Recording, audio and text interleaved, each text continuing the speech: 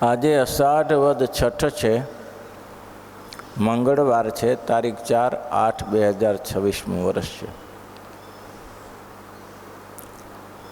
પ્રશ્ન મુક્તાનંદ સ્વામીનો છે. રાજનીતિમાં તો રાજકારણમાં તો દુનિયા આખી જાણતી હોય છે, કારણ કલ્યાણના માર્ગે રાજનીતિ કેવી રીતે જાણવી એના માટે પહેલે મહાત્મા બતાવ્યું, પછી અંતઃકરણને વશ કરવાનું બતાવ્યું. મનને વશ કરો એટલે અંતઃકરણને વશ કરો. પછી શ્રોત્રની કથા કરી, શ્રોત્રને નિયમમાં રાખવાનું. ત્વચાની વાત કરી, પર્સની વાત કરી. એ કાલે મેં રાણીપમાં આટલી વાત કરી હતી. આજે ભગવાનના જે ભક્ત હોય તેને રસના કેવી રીતે જીતવી, તો કે રસના જીતાય નહીં. રસના તો શ્રીજી મહારાજ રસના જીતી હોય તો શ્રીજી મહારાજ દૂધપાકને માલપુઆને ઘેબરને બધું સંતોને જમાડતા હતા. તો એ ચા રસના જીતવા માટે હતું.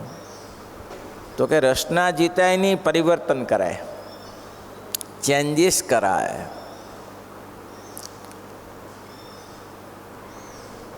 આમયો યસ્ય ભૂતાનમ જાયતે યત સુરવતમ તદેવ આમયમ દવ્યમ ન પુનાતિ ચિકિત્સિતમ.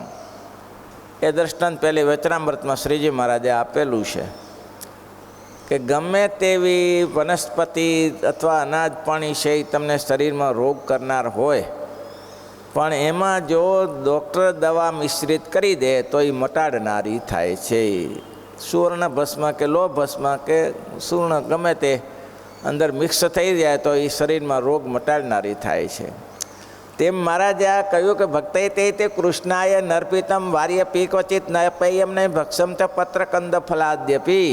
આવી આદત તો પડી જ જવી જોઈએ. હાથમાં કંઈક ખામીને ખાવાનું લીધું, સ્વામિનારાયણ સ્વામિનારાયણ મહારાજ જમો, આવી આદત તો પડવી જ જોઈએ. અને જમતી વેળાએ તો ગમે તે લોકો ચર્ચા કરતા હોય, સ્વામિનારાયણ સ્વામિનારાયણ સ્વામિનારાયણ કરીને કોળીઓ લેવાની આદત પડી જવી જોઈએ. પ્રોક્તાસ્તે નિર્ગુણા ભક્તા નિર્ગુણસ્ય હરેયત સંબંધાત 59મો શ્લોક છે. પ્રોક્તાસ્તે નિર્ગુણા ભક્તા નિર્ગુણસ્ય હરેર સંબંધાત ક્રિયાશ્રવ ભવંતી નિર્ગુણ. નિર્ગુણ થાય છે. પછી કહે છે ભક્તૈ તે કૃષ્ણાય. ભક્ત જ એને કહેવાય. ભક્તનું ટાઇટલ જ એને લાગવું પડે. કોને? તો કે ભગવાનને અર્પણ કર્યા સિવાય એક પણ વસ્તુ ખાય ને. હરહિ સમર્પિત સુરપંખા બોલ્યા છે રામાયણમાં. વિદ્યા વિનય બિનુ ધન બિનુ ધર્મા. વિદ્યા વિનય બિનુ ધન બિનુ ધર્મા. વિદ્યા વિનય વગરની હોય અને ધન અનર્થથી કમાયેલું હોય. વિદ્યા વિનય બિનુ ધન બિનુ ધર્મા. વિદ્યા વિનય બિનુ ધન બિનુ. હરિ હે સમર્પિત બિનુ સત્કર્મા. હરિ સમર્પિત બિનુ સત્કર્મા. સુરપંખા બોલે છે રાવણને, કહે છે રાવણ તારી પાસે સંપત્તિનો પાર નથી, વિદ્યાનો 4 વેદનો ભણેલો છો, પણ વિદ્યા વિનય બિનુ ધન બિનુ ધર્મા. વિદ્યા વિનય. આ ચોપાઈ રામાયણની કંઠસ્થ કરવા જેવી છે. વિનય વગરની વિદ્યા ન શોભે, વિવેક વગરની વિદ્યા ન શોભે. ગમે તેવો પંડિત થયો હોય પણ ઉશૃંખલ હોય તો એ પંડિતાઈ ન શોભે. અને ધર્મથી ઉપાર્જન કરેલું ધન શોભા આપે છે. ગાયો ભેંસોને મારી કાપીને પછી ધન ભેગું કર્યું હોય એ ધન શોભા નથી આવતું.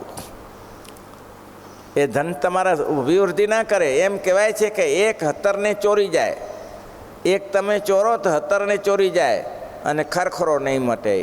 જિંદગીભર તમે કોઈની પાસે અનિષ્ટ દુરાચાર કર્મ કર્યું અથવા તો ચોરી કરી, 5 કર્મમાં ભંગ કર્યો શ્રીજી મહારાજે, એ આખો જિંદગીનો ખરખરો થઈ જશે, નહીં મટે. ગમે એવી ચોપાઈ. વિદ્યા વિનય બિનુ ધન બિનુ ધર્મા. વિદ્યા વિનય બિનુ ધન બીનું ધન હરિ હે સમર્પિત બીનું સત્કર્મા હરિ હે સમર્પિત બીનું સત્કર્મા વિદ્યા વિનય બીનું ધન બીનું ધર્મા વિદ્યા વિનય હરિ સમર્પિત સબ સત્કર્મા સત્કર્મ એનાથી થાય છે. વસ્ત્ર પણ ટાપા પહેરવાના ઠાકોરજીને સ્પર્શ કરાવીને પહેરીએ, જલપાન કરીએ તો પાણીનું ધરાવીને પીએ, કોઈ પણ ભોજન કરવાની ઈચ્છા થાય તમે મહારાજે રસના જીતવી જ હતી ને તો સંતોને જંગલમાં મૂકી જ રાખવા હતા ને. સિટીમાં શું કરા રાખ્યા? સિટીમાં ચ જંગલ જીતાય? ઠાકોરજીના થાળ થાય જ છે, દાળ ભાત સલાડુ પૂરી ભજીયા આવે જ છે, જીતાય કેમ? એમ નહીં.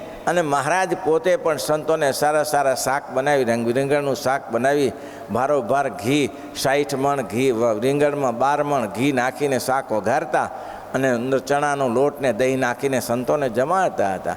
જો રસના જ જીતવાની હતી તો પછી આ ક્યાં કરવાનું હતું ભાઈ? રસના જ જીતવાની હતી તો આ ક્યાં કરવાનું હતું? મહારાજ કે હરિ સમર્પિત. કેવો શ્લોક, કેવો સરસ 60મો શ્લોક મળ્યો. ભક્તે તે કૃષ્ણાય નર્પિતમ વાર્યપી કચિત ન પેયમ નહીં છે ભક્ષમ છે પત્રકંદ ફલાદપી.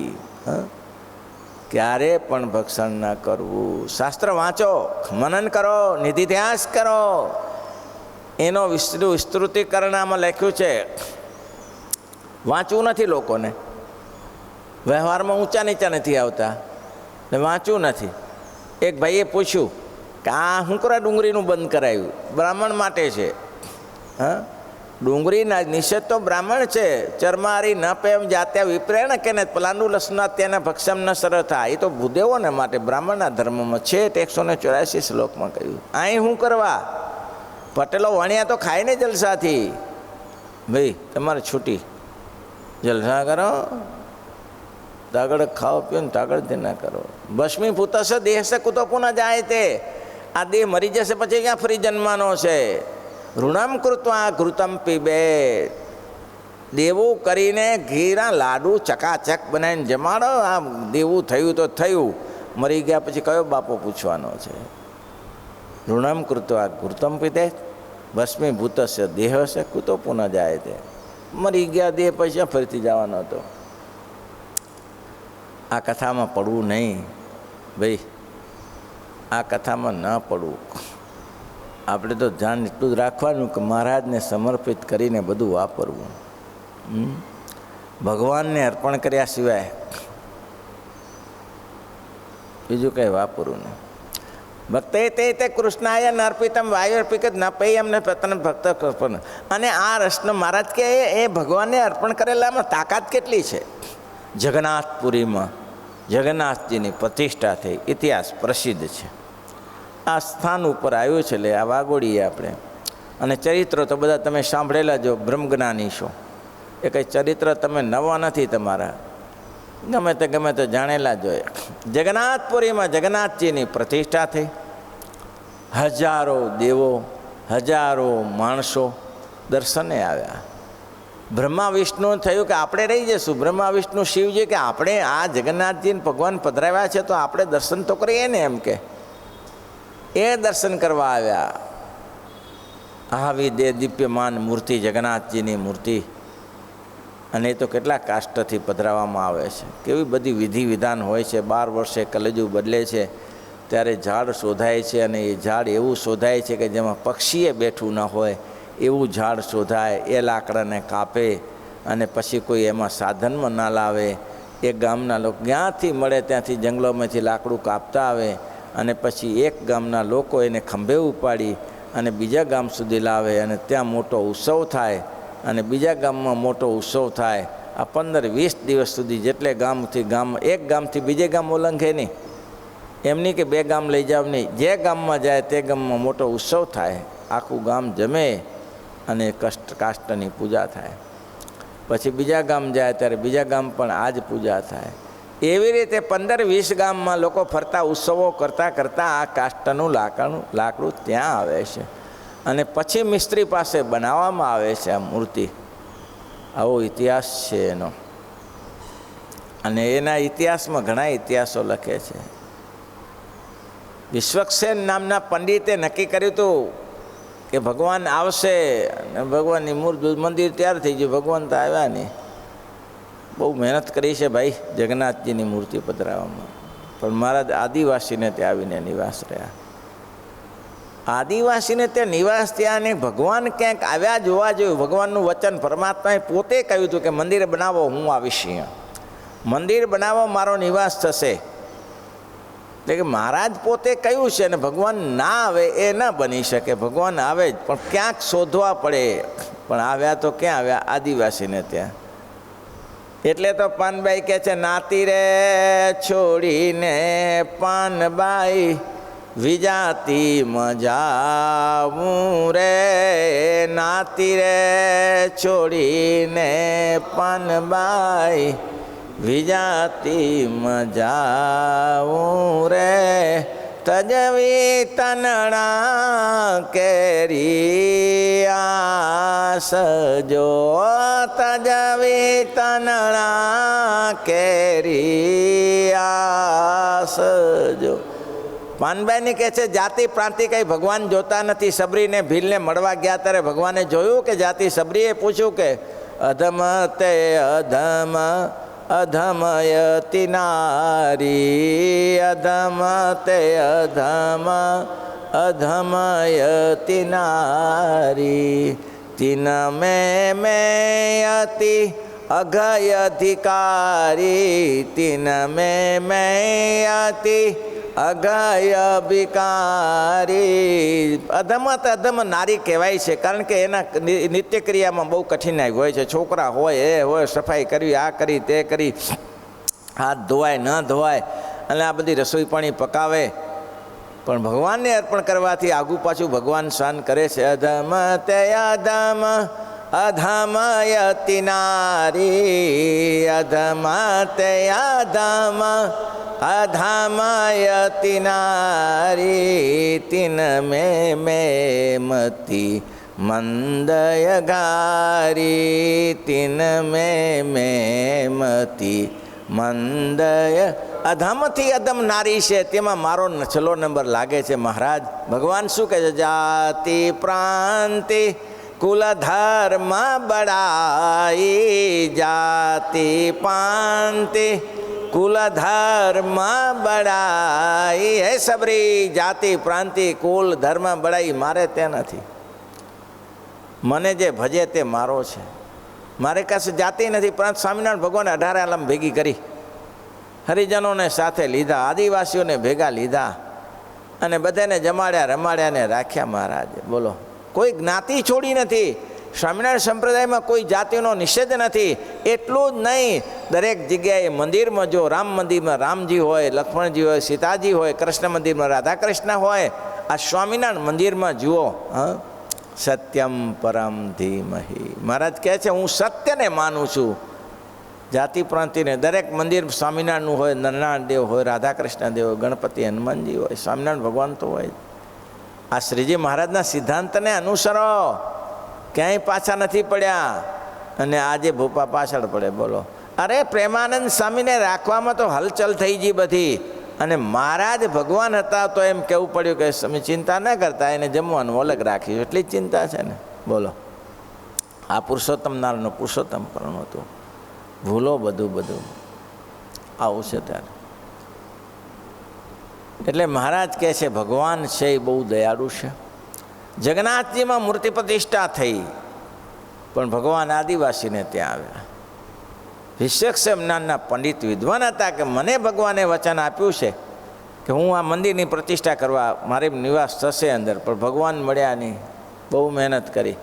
છેવટે કાંઈક ગડબડ થઈ અને કાંઈક ગંધ મળી. એવું છે ક્યાંક છે ભગવાન આવી ગયા છે, ક્યાંક આવી ગયા છે. અને પછી અને આદિવાસીની છોકરી સાથે વિશ્વક્ષેન બ્રાહ્મણ હતો, એની છોર લગ્ન કર્યું.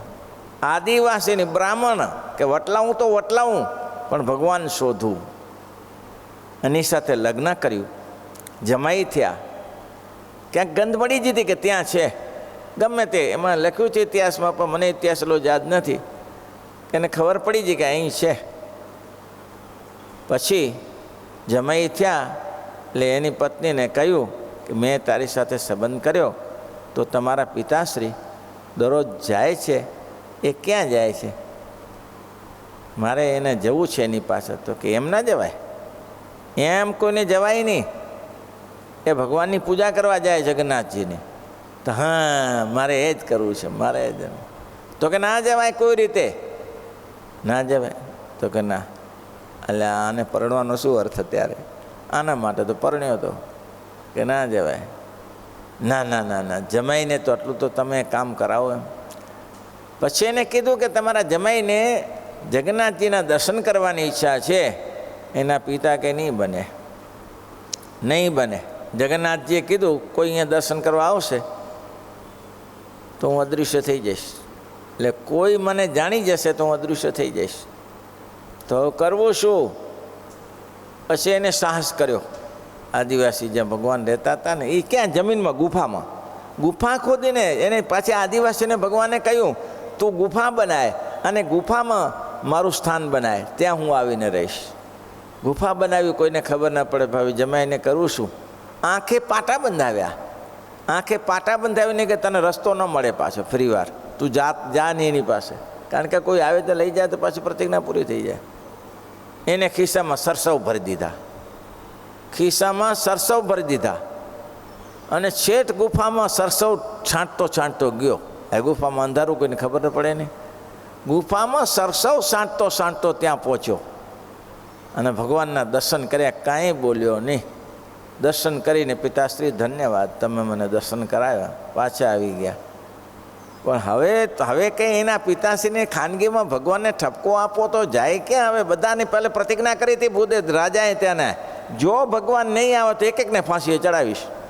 આખો બ્રાહ્મણ સમાજ મરતો હતો અહીંયા જગન્નાથપુરીમાં, કે હારી ભારે થઈ, કોઈને ખબર ન પડે. ગુફા તો જોઈ ગયો તો, અને સરસવ નાખીને ગુફા એવી અટપટી હતી કે કઈ બાજુ જવું ને કઈ બાજુ ભૂલીને પાછો બહાર ન નીકળી શકે એવી ગુફા હતી. ભગવાને કીધા પર નકશો ભગવાને આપેલો, આ રીતે બનાવજે, કોઈ આવીને પાછો બહાર જીકરે નહીં, મરીને જ બહાર નીકળે, પછી ના નીકળે. એવી ગુફા અટપટી ગૂંચવાઈ જાય એવી હતી. પણ આ વારવાલો સરસવ ઢોળતો ઢોળતો ગયો અને દીવાને અંજવાળે સરસવને આધારે ભગવાન સુધી પહોંચી ગયો એકલો. જો ભગવાનને કહ્યું મહારાજ બહુ ભારે કરી, તમે તો અહીંયા આવીને બેઠા છો, પણ અમારા બધાનું શું થશે? અમારા બધાનું શું થશે? મહારાજ કે એમાં હું શું કરું? શું કરું નહીં, તમે પ્રતિજ્ઞા કરી હતી કે જગન્નાથજીનું મંદિર બનાવો, હું આવીશ. હવે હમણાં અમે ક્યાં ફસાયા? હવે અમે ક્યાં જઈએ? અમારું ઠેકાણું શું હવે? ભગવાન ખૂબ રાજી થયા. ભગવાન કે તે મારા માટે આટલો પુરુષાર્થ કર્યો વિશ્વજીત, ચિંતા ન કર, હું આવીશ, હું આવીશ. હવે અહીંયા મારી પ્રતિજ્ઞા પૂરી થાય છે, અહીંથી મારી પ્રતિજ્ઞા પૂરી થાય છે. હવે તમને કહું એ પ્રમાણે કરવાનું.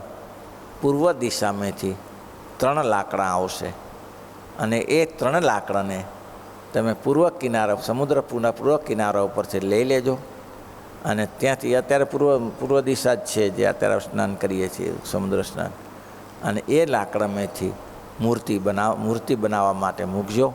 ત્યાં કોઈ કારીગર આવશે અને કારીગરના કીધા પ્રમાણે આમાંથી મૂર્તિ બનાવજો અને એ મૂર્તિ જ્યારે સ્થાપન કરશો ત્યારે મારો નિવાસ થશે.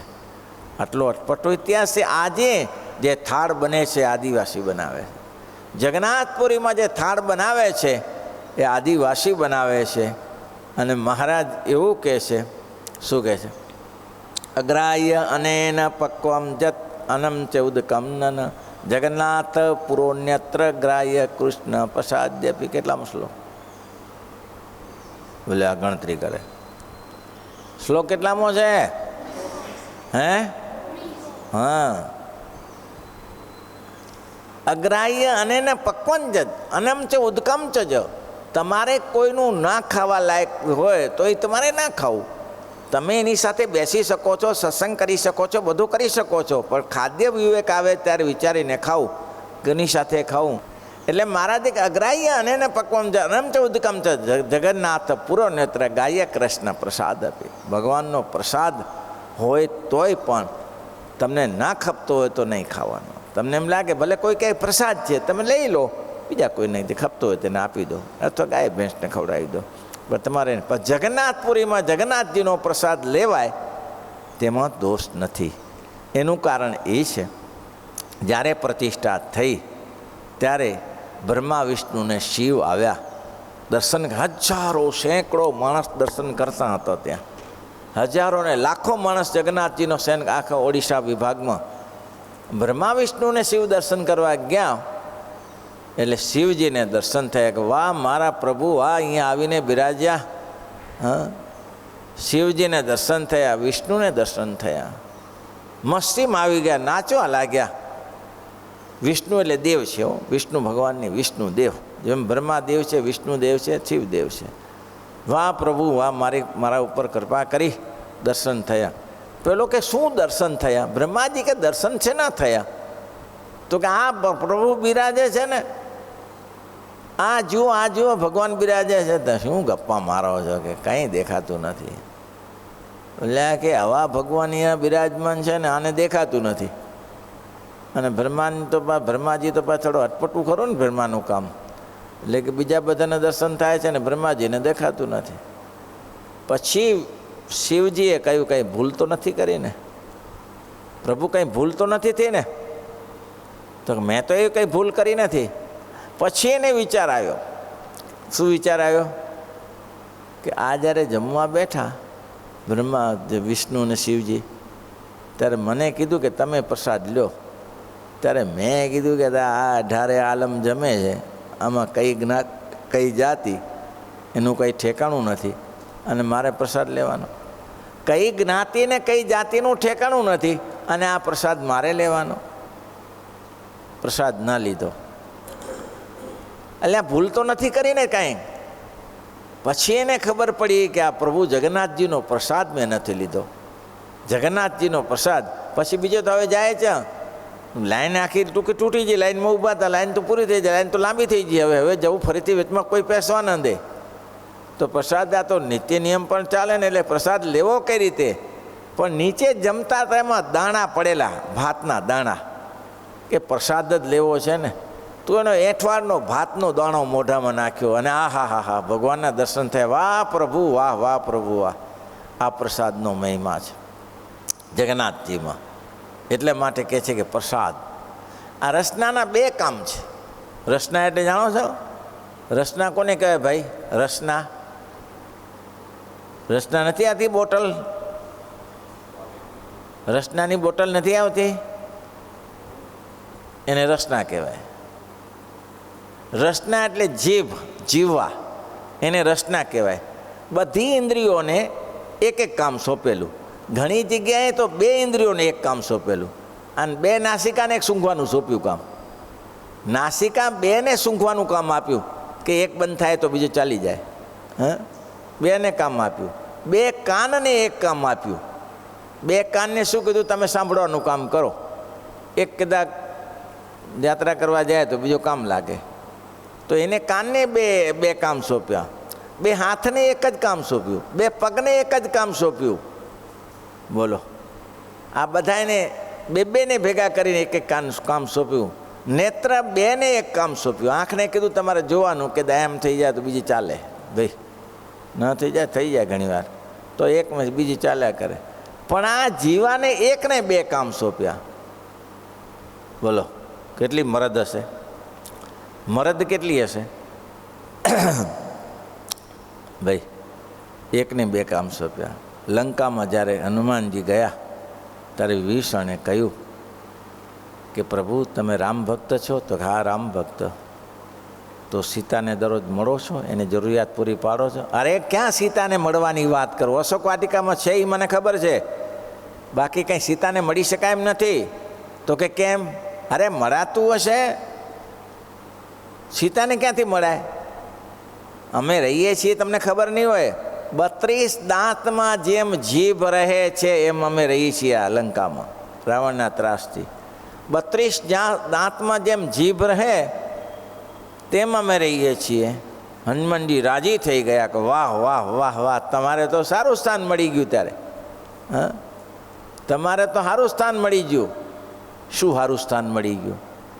32 દાંતમાં 32 દાંતોએ જીભનું રક્ષણ કર્યું છે, તો આટલું તો તમારું રક્ષણ મળ્યું છે. બહુ સરસ કહ્યું હનુમાનજીએ કે એક વસ્તુ કહું વિષણ, તો કે હા, ધીમે ધીમે દાંત પડી જાય, જીભ નીકળી જાય. કોઈને જોયું જીભ નીકળી જાય એવું જોયું? તો કે નીકળતી હશે. ત્યારે ઉપદ્રવ કરનારા અસુરો જેમ દાંત પડી જાય, ઉપદ્રવ કરનારા અસુરો જેમ એક પછી એક દાંત વિદાય થઈ જાય તેમ વિદાય થઈ જશે. પણ જીવાની જગ્યાએ તમારું સ્થાન છે, જીભની જગ્યાએ તમારું ક્યારે અધોપતન નહીં થાય. માટે હિંમત રાખીને ચલાવો. અને વાત એવી ને, આખી લંકાનો વિનાશ થઈ ગયો પણ વિભીષણ બચી ગયા. કેમ? ભગવાનના ભક્ત હોય તે આ બચી જાય. દાંતે એકવાર જીભને કહ્યું કે જો આગી પાછી થઈ ને તો કચુંબર કરી નાખીશ. ત્યારે જીભે કહ્યું તમે શાંતિથી બેસો, મારા સામે બહુ વાત કરવા જેવું નથી. આ ધ્યાન રાખવા જેવું છે બધાને. મારા સામે વાત કરવા જેવું નથી. એક શબ્દ અવળો બોલીશ ને કોઈ ધોલ મારશે ને 32 જશો. આપણા સામે લફ કરવા જેવું કોઈને નથી ભાઈ. અને ગમે તે એક શબ્દ બોલાઈ જાય તો જાય કે ના જાય એવું થાય. ખાલી દ્રૌપદીથી બોલી જાય અંધના અંત, તો પરિણામ શું આવ્યું? પરિણામ દાંત તો ગયા પણ દુનિયા આખી ગઈ હાલી. હા, તેમાં જીભને 2 કામ આપ્યા. કયા 2 કામ આપ્યા છે? જીભને સંતો કયા 2 કામ આપ્યા છે? હા, ખાવાનું. પહેલાં બધાને 2 ને 1 આપ્યું. બ્રહ્માએ મૂકી તો ખરી અંદર, કે આ બિચારી લૂલી શું કરશે અંદર, પોતાનું એકલું કામ ચાલે ખાઈને પચાવે તો સારું. પણ પછી એટલી બારે નીકળવા માંડી, એટલી બારે મૂકે ભગવાને દાંત મૂકવા પડ્યા કે આનાથી બહાર ન જતી, નહીં તો કચુંબર થઈ જશે. તો આ ભાઈ જીવાનું 2 કામ છે. એક તો કામ કેવું ખાવું અને બીજું બોલવું. એટલે રસના, જીવને રસના કહે છે. રસનાઓથી રસ લ્યો, પણ જે રસ લ્યો એ ભગવાનને સમર્પિત કરીને લ્યો. આ જરૂર છે. શ્રીપતિમ શ્રીધરમ સર્વત